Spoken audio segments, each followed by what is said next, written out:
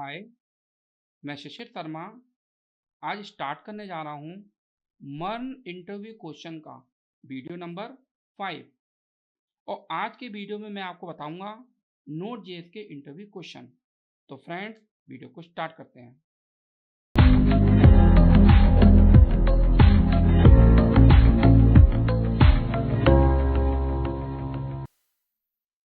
Question ये है कि नोड जेएस में कौन कौन से आर्किटेक्चर होते हैं। मैंने आपके सामने स्क्रीन पे 8 टाइप के आर्किटेक्चर दिखाए हैं, तो चलिए इनको समझते हैं। पहला है मोनोलिथिक आर्किटेक्चर। मतलब इस आर्किटेक्चर का इस्तेमाल हम लोग तब करते हैं जब हमारा प्रोजेक्ट बहुत छोटा होता है। मान लीजिए आपको कोई छोटी सी वेबसाइट बनानी है या छोटा सा कोई ऐप बनाना है, तो इसका इस्तेमाल करेंगे। ठीक है, छोटे से का आप ऐसे मान लीजिए कोई सैलून की वेबसाइट बना रहे हैं या कोई स्कूल की वेबसाइट बना रहे हैं, ठीक है, या कोई कॉलेज की वेबसाइट बना रहे हैं। तो ये सब छोटी छोटी एप्लीकेशन होती हैं, तो आप मोनोलिथिक आर्किटेक्चर को फॉलो कर सकते हैं। इसमें होता क्या है, केवल एक ही लैंग्वेज पे हम लोग काम करेंगे। मान लीजिए आप नोड जेएस में पूरा कोड लिख रहे हैं या आप जावा यूज कर रहे हैं, पूरे प्रोजेक्ट में एक ही लैंग्वेज यूज करी जाएगी। इसमें अगर नोड यूज कर रहे हैं तो एक ही पैकेज डॉट जेसन फाइल होगी, एक ही डेटाबेस से हम लोग कनेक्टिविटी करेंगे। ठीक है, तो मोनोलिथिक का मतलब होता है कि हमारा जो प्रोजेक्ट होगा, ठीक है, एक मतलब फोल्डर होगा, उसी में सब कुछ चीजें रहेंगी। इसे बोलते हैं मोनोलिथिक आर्किटेक्चर, मतलब सारी चीजें एक ही जगह पे होंगी। माइक्रो सर्विसेज आर्किटेक्चर, इसका इस्तेमाल हम लोग बड़े लेवल के प्रोजेक्ट में करते हैं। बड़े लेवल के प्रोजेक्ट का मतलब है, जैसे अमेजोन की वेबसाइट को ले लीजिए, हम लोग वहाँ शॉपिंग करते हैं, वो एक बड़ा प्रोजेक्ट है। फेसबुक की वेबसाइट है, वो एक बड़ा प्रोजेक्ट है। तो जो बड़े प्रोजेक्ट होते हैं उसमें हम माइक्रो सर्विस आर्किटेक्चर को फॉलो करते हैं। वहाँ पे होता क्या है, हम अपने प्रोजेक्ट को मतलब एज ए कंपोनेंट उनको डिवाइड कर लेते हैं और उनको हम इंडिविजुअली हैंडल कर सकते हैं। कंपोनेंट ऐसे समझ लीजिए, मान लीजिए अमेजोन की वेबसाइट है, वहाँ एक यूजर होता है, तो यूजर का एक अलग कंपोनेंट बना लिया हमने,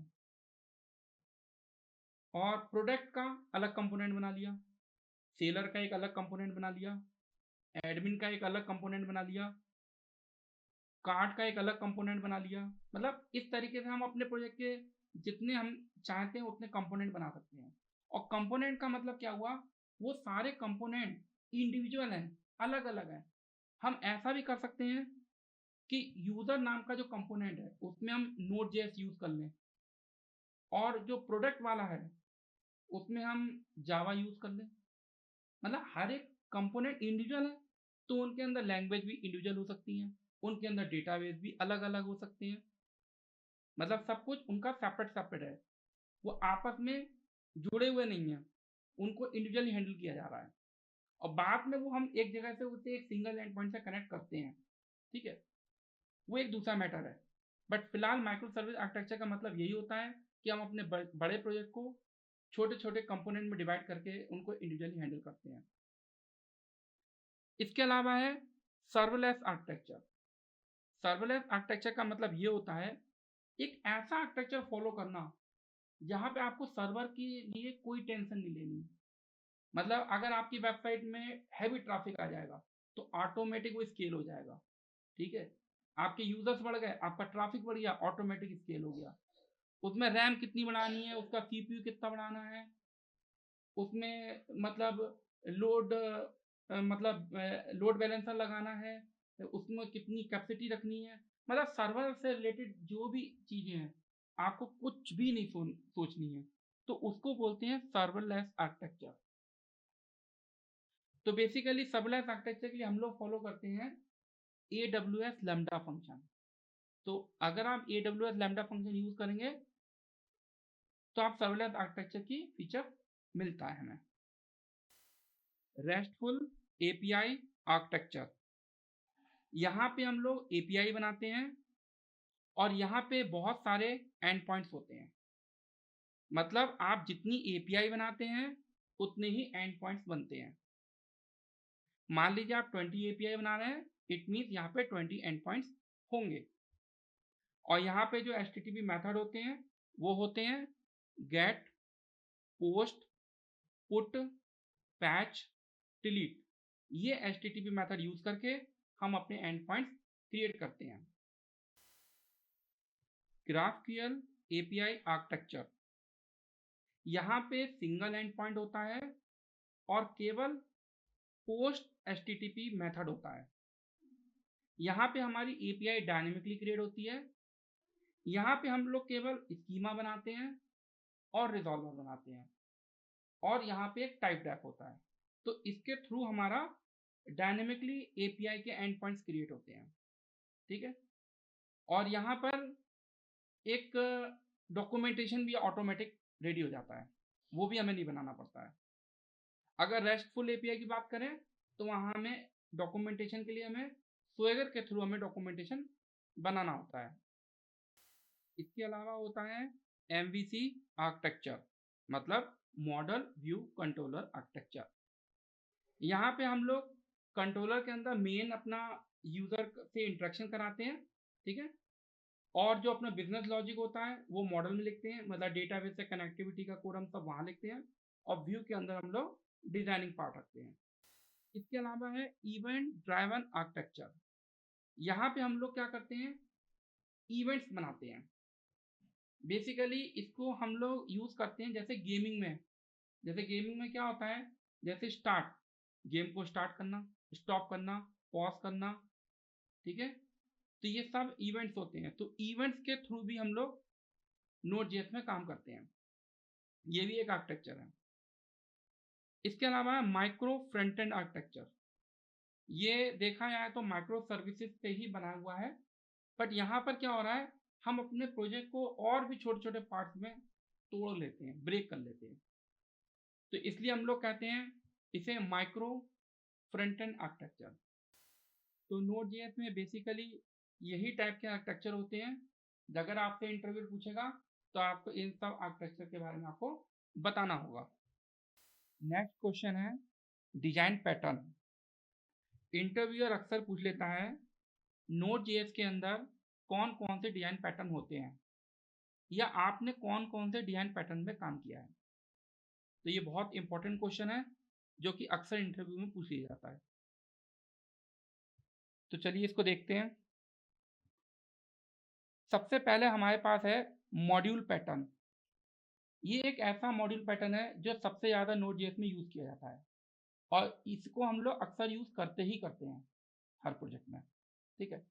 तो इसमें होता कुछ नहीं है, नॉर्मल क्या होता है, हम लोग मॉड्यूल बनाते हैं, इसमें हम एक सेपरेट फाइल बना लेते हैं और वहाँ पे अपने मॉड्यूल का कोड लिख लेते हैं और फिर उसको एक्सपोर्ट कर देते हैं। मॉड्यूल मतलब क्या होता है, एक फंक्शन होता है, ठीक है। तो एक्सपोर्ट करने के बाद हम क्या करते हैं, जहाँ हमें यूज़ करना होता है वहाँ पे हम उसको इंपोर्ट कर लेते हैं और यूज़ कर लेते हैं। इसको बोलते हैं मॉड्यूल पैटर्न। और ये कॉमनली हम लोग जब भी Node.js में काम करते हैं तो इस मॉड्यूल पैटर्न का तो यूज़ करते ही करते हैं। नेक्स्ट है सिंगलटन पैटर्न। देखिए सिंगलटन पैटर्न में क्या होता है, हम एक क्लास बनाते हैं और उसका एक ऑब्जेक्ट बनाते हैं, मतलब इंस्टेंस भी बोल सकते हैं हम। तो उस ऑब्जेक्ट को हम अपने पूरे प्रोजेक्ट में यूज़ करते हैं।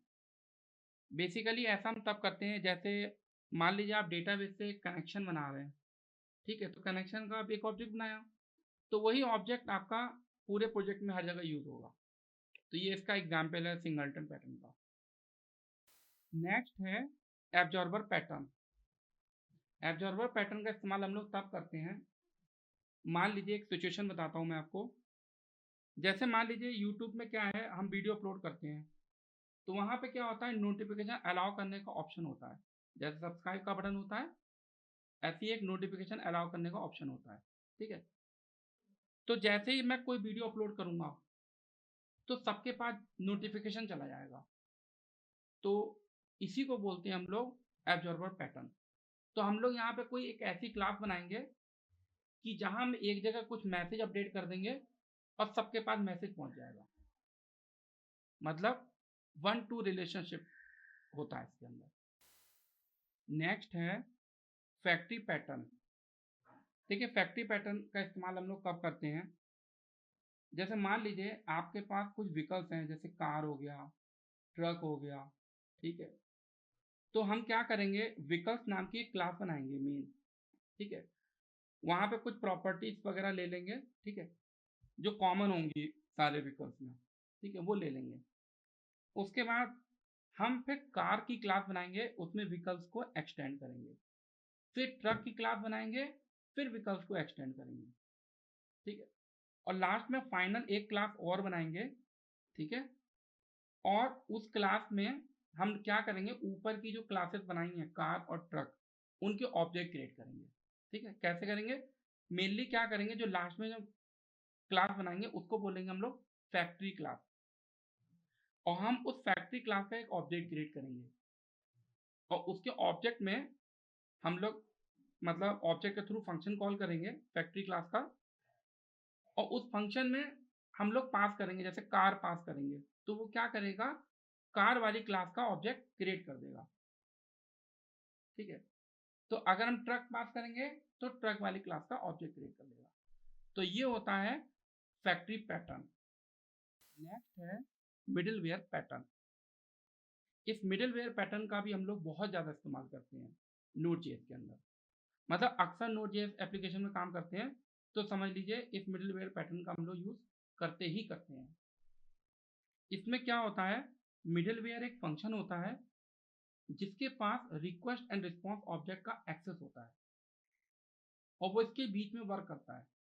वो रिक्वेस्ट एंड रिस्पॉन्स साइकिल को स्टॉप भी कर सकता है, और एज पर आवर रिक्वायरमेंट आपको जो भी करवाना है उससे करवा भी सकते हैं।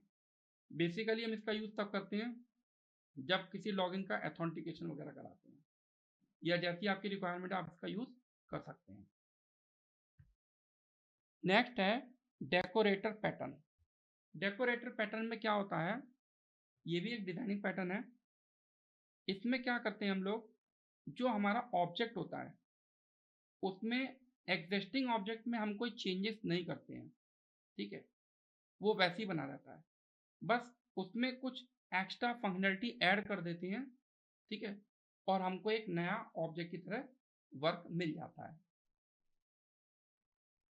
जैसे मान लीजिए आपने कॉफ़ी क्लास का ऑब्जेक्ट क्रिएट किया, अब कॉफ़ी में आपने क्या किया, मिल्क ऐड किया या शुगर ऐड कर दी, तो आपको एक नया ऑब्जेक्ट मिल गया। तो ये होता है डेकोरेटर पैटर्न। नेक्स्ट है स्ट्रेटेजी पैटर्न। स्ट्रेटेजी पैटर्न का इस्तेमाल हम लोग तब करते हैं, मान लीजिए एक सिचुएशन कि आप कोई पेमेंट सिस्टम बना रहे हैं और वहाँ पे क्रेडिट कार्ड से पेमेंट होनी है, डेबिट कार्ड से पेमेंट होनी है, पेपाल से पेमेंट होनी है, ठीक है। तो ऐसे केस में हम लोग क्या करेंगे, पहले पेमेंट कॉन्टेक्स्ट नाम की एक क्लास बना लेंगे, फिर बाकी जो क्रेडिट कार्ड, डेबिट कार्ड और पेपाल है इनकी भी क्लासेस बनाएंगे, और उसको एक्सटेंड करके पेमेंट कॉन्टेक्स्ट को एक्सटेंड करके बनाएंगे, ठीक है। और उसके बाद क्या करेंगे, पेमेंट कॉन्टेक्स्ट का हम लोग ऑब्जेक्ट बनाएंगे, और उसमें उनके जो क्रेडिट कार्ड और डेबिट कार्ड और पेपाल जो बनाए उनके ऑब्जेक्ट पास करके उनके थ्रू हम लोग पेमेंट कॉन्टेक्स्ट के मेथड को कॉल करेंगे। नेक्स्ट है प्रॉक्सी पैटर्न। यहाँ पे हम करते क्या हैं, जैसे मान लीजिए हम कोई क्लास बनाएंगे, उसके अंदर कोई मेथड होगा, ठीक है, तो हम उस मेथड को डायरेक्टली एक्सेस नहीं करेंगे। हम क्या करेंगे, एक क्लास और बना लेंगे और उस क्लास में उस मेथड को एक्सेस कर लेंगे। डायरेक्टली एक्सेस ना करके किसी दूसरी क्लास के थ्रू हम लोग एक्सेस करते हैं। तो ये होता है प्रॉक्सी पैटर्न। नेक्स्ट है कमांड पैटर्न। इसके पास क्या होता है कि एक ऑब्जेक्ट होता है, और उस ऑब्जेक्ट में रिक्वेस्ट की डिटेल, मेथड की डिटेल और पैरामीटर की डिटेल, सारी डिटेल उसके पास मौजूद होती हैं, इसलिए हम लोग इसको कमांड पैटर्न डिज़ाइन कहते हैं। तो ये थे नोड.जेएस के डिज़ाइन पैटर्न, और इनमें सबसे ज़्यादा जो यूज़ होता है वो मॉड्यूल पैटर्न यूज़ होता है, सिंगलटन पैटर्न यूज़ होता है, और मिडलवेयर पैटर्न यूज़ होता है, ठीक है। और उनमें से इसके अलावा डिपेंड करता है कि कई बार हम लोग फैक्ट्री पैटर्न भी यूज़ कर लेते हैं, ठीक है। तो ये सारे डिज़ाइनिंग पैटर्न होते हैं। कई बार इंटरव्यूअर पूछ लेता है कि नोड जेएस के अंदर कौन कौन से डिजाइन पैटर्न आपने यूज़ करे हैं। ठीक है, तो आपको ज़्यादा कुछ ना पता हो तो कम से कम एटलीस्ट आप ये तो बता ही सकते हैं कि मॉड्यूल पैटर्न क्या होता है, सिंगलटन पैटर्न क्या होता है, ठीक है, मिडल वेयर पैटर्न क्या होता है, क्योंकि आपने यूज़ किया होता है लेकिन इंटरव्यू पूछ लेता है तो बताने में याद नहीं आता उस टाइम। ठीक है, तो उम्मीद करता हूँ आपको मेरी बात समझ में आ गई होगी। ये बहुत कॉमन क्वेश्चन है, इसको ज़रूर करके जाइएगा इंटरव्यू में। तो फ्रेंड्स, आज का वीडियो मैं यहीं फिनिश करता हूँ। वीडियो अच्छा लगे तो लाइक कीजिएगा, और कुछ मैसेज देना हो कमेंट्स के थ्रू मुझे दे सकते हैं, और अगर चैनल पे नए आए हैं तो चैनल को सब्सक्राइब कीजिएगा, और ट्राई कीजिए इससे वीडियो को अपने फ्रेंड सर्कल में शेयर करें। तो फ्रेंड, आज का वीडियो फिनिश करते हैं। धन्यवाद, बाय बाय।